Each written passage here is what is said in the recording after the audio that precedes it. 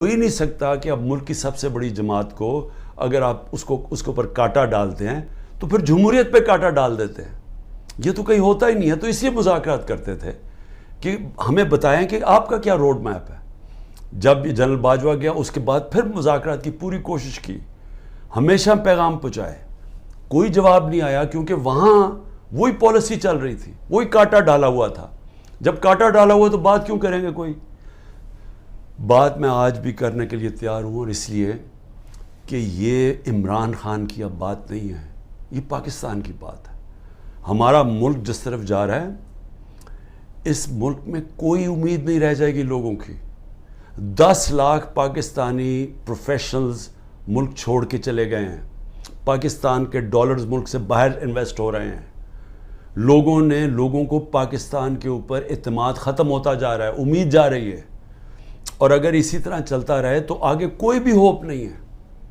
تو کوئی تو پلان ہوگا نا. چلے مان لیا عمران خان نہیں ہے, پی ٹی آئی ختم کر دی. جس طرح ابھی یہ کراچی کے اندر لوکل گورنمنٹ کا الیکشن کروایا ہے, اب اگر اس کو الیکشن کہتے ہیں تو اس طرح تو سارے ڈکٹیٹرشپس کے اندر ایسے الیکشنز ہوتے رہے ہیں جن کی کوئی اہمیت نہیں ہوتی, کوئی مانتا ہی نہیں ہے ان کو. تو یہ الیکشن کہ تحریک انصاف اور جماعت اسلامی کے ووٹ دیکھیں کتنے, 8 سے 9 لاکھ, پیپلز پارٹی کے 3 لاکھ ووٹ, اتنا بڑا فرق, اور وہ جیت جاتی ہے پیپلز پارٹی.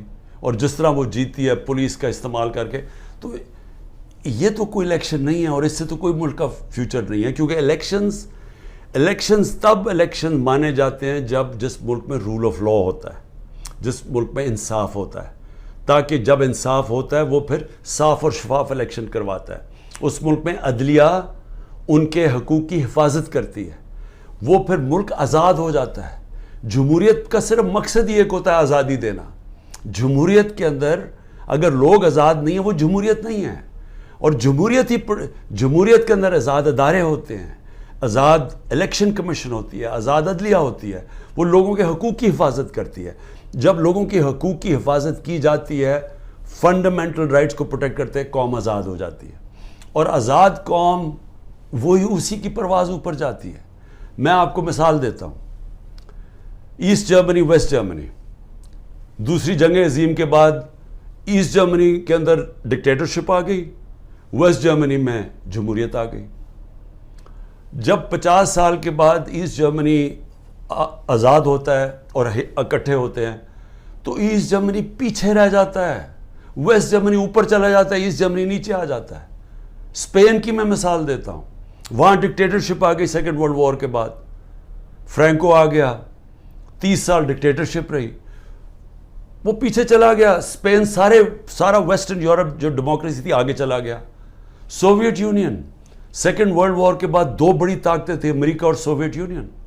اصل میں سوویت یونین نے نازی جرمنی کو شکست دی تھی, ان کے پاس طاقت تھی.